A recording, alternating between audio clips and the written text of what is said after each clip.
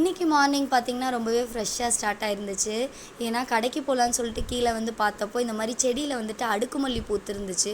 ரொம்பவே மணமாக இருந்துச்சு. அப்படியே கிராஸ் ஆகும்போதே அவ்வளோ மணமாக இருந்துச்சு. அதை பார்த்துட்டு அப்படியே கடைக்கு போய் பால் வாங்கிட்டு வந்து டீ வச்சு குடிச்சாச்சு. சரி என்ன குழம்பு வைக்கலாம் அப்படின்னு சொல்லிட்டு பார்க்கும்போது இந்த 2 காய் மட்டும்தான் இருந்துச்சு. சரி காலிஃப்ளவர் குழம்பு வச்சுட்டு முட்டைக்கோஸ் பொரியல் செஞ்சுக்கலாம் அப்படின்னு சொல்லிட்டு காயெல்லாம் அரிஞ்சு வைக்கிறதுக்கு வந்து எடுத்து வச்சுட்டேன். ஆனால் மார்னிங் வந்து நானும் என் பையனும் தான் இருக்கோம். அதனால் 2 பேத்துக்கு தோசை மட்டும் ஊற்றிக்கலாம். மதியத்துக்கோசரம் வந்து இப்போவே காயெல்லாம் அரிஞ்சு வச்சு மற்றதெல்லாம் ரெடி பண்ணி வச்சுருவேன். ஏன்னா என் பையன் வந்துட்டு என்னை எப்போ விடுறானோ அப்போ தான் எல்லா வேலையும் நான் செய்ய முடியும். நான் நினைக்கிறப்ப என் வேலையெல்லாம் செஞ்சுக்க முடியாது. அதனால் அவன் வந்து விளையாடிட்டு இருக்கப்போ இல்லை தூங்கிட்டு இருக்கப்போ வந்துட்டு நான் எல்லா வேலையும் செஞ்சு வச்சுக்குவேன்.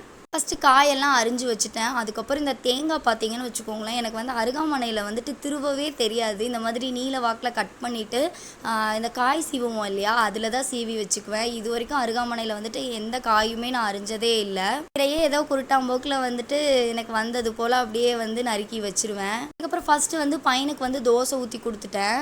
அவன் பார்த்தீங்களா வீட்டில் இருக்கும்போது அவன் கையில் வந்து இந்த மாதிரி சாவி இருக்கணும், அதுக்கப்புறம் வந்து ஷூவு செப்பல் இந்த மாதிரி ஏதாச்சும் ஒன்று போட்டு விட்டுறணும், இல்லைனா வீட்டையே 2 ஆக்கிடுவான். அதுக்கப்புறம் காலிஃப்ளவர் வந்து சுடுதண்ணியில் போட்டு எடுத்து வச்சுட்டு குழம்புக்கு வந்துட்டு இந்த மாதிரி வெங்காயம் தக்காளி இதெல்லாம் கறி குழம்புக்கு எப்படி வணக்குவோமோ அந்த மாதிரி வணக்கி வச்சுட்டேன்.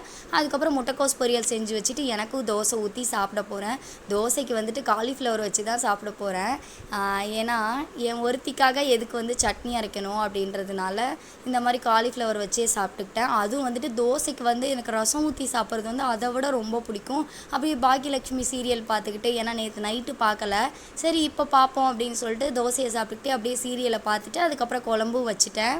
குழம்பு வச்சுட்டு வீட்டை வந்து ஃபுல்லாக கூட்டி விட்டுட்டு எங்கடா என் பையனை ஆளையே காணோன்னு பார்த்தா வெளியே இந்த மாதிரி சேரில் உட்காந்து வரப்போகிற வண்டியெல்லாம் வேடிக்கை பார்த்துக்கிட்டு இருந்தான். அவங்க அப்பா வந்து வீட்டில் இல்லை அப்படின்னா இந்த மாதிரி ஏதாவது வண்டி சவுண்டு கேட்கும்போது உடனே வந்துட்டு ஓடி போயிட்டு அப்பா அப்பா அப்படின்னு பார்த்துக்கிட்டே இருப்பான். இல்லைனா கதவுக்கிட்டேயே நின்றுக்கிட்டே அப்பா அப்பான்னு கூப்பிட்டுக்கிட்டே இருப்பான். எந்த வண்டி வந்தாலும் இந்த மாதிரி உக்காந்துக்குவான். இல்லைனா இங்கேருந்து எட்டி பார்த்து எல்லா வண்டியும் பார்த்து அப்பா அப்பான்னு கூப்பிட்டுக்கிட்டே இருப்பான். அவங்க வர வரைக்கும் இதே மாதிரி தான் பண்ணிக்கிட்டு இருப்பான். சரி அவனை தூங்க வைக்கலாம் அப்படின்னு சொல்லிட்டு, சரி குளிக்க வச்சுட்டு தூங்க வைக்கலாம் அப்படின்னு சொல்லிட்டு அவனை ஃபஸ்ட்டு குளிக்க வச்சுட்டு நானும் ஃப்ரெஷ் ஆகிட்டு இன்றைக்கி வந்து நானும் தூங்க போகிறேன். ஏன்னா ஈவினிங் வந்துட்டு சந்தைக்கு போகணும். ஈவினிங் வந்து சந்தைக்கு போகிறப்ப கொஞ்சம் ஃப்ரெஷ்ஷாக இருக்கலாம் இல்லையா, அதனால் வந்துட்டு மதியம் வந்து நானும் நல்லா தூங்கி ரெஸ்ட் எடுத்துட்டேன் அப்படின்னா ஈவினிங் எந்திரிச்சு மற்ற வேலையெல்லாம் செஞ்சுட்டு அதுக்கப்புறம் சந்தைக்கு போய்க்கலாம் அப்படின்னு சொல்லிட்டு நானும் வந்துட்டு நல்லா தூங்கி ரெஸ்ட் எடுக்க போயிட்டேன். சாயந்தரம் 6 மணிக்கு மேலே சந்தைக்கு போயிட்டோம். சந்தையில் வந்து என்னை இறக்கி விட்டுட்டு அப்பாவும் பையனும் ஐஸ்கிரீம் சாப்பிட்டு போயிட்டாங்க. இன்றைக்கி பார்த்திங்கன்னா சந்தையில் வந்து பூ ரேட்டு மட்டும்தான் அதிகமாக இருந்துச்சு. எப்போவுமே பாக்கெட் வந்து 10 ரூபாய்க்கு விற்கும். இன்றைக்கி வந்து 15 ரூபா. ஒரு முளை சாமி பூவும் 15 ரூபா. ஏன்னா நாளைக்கு வந்து மகாசிவராத்திரி அப்படின்றதுனால காய் எல்லாமே வாங்கிட்டு வந்தாச்சு.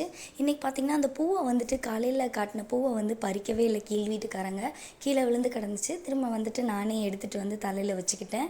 இதே மாதிரி அடுத்த வீடியோவில் பார்க்குறேன். உங்களுக்கு என் வீடியோ பிடிச்சிருந்துச்சி அப்படின்னா லைக் பண்ணுங்கள், சப்ஸ்கிரைப் பண்ணுங்கள், ஷேர் பண்ணுங்கள். பாய்.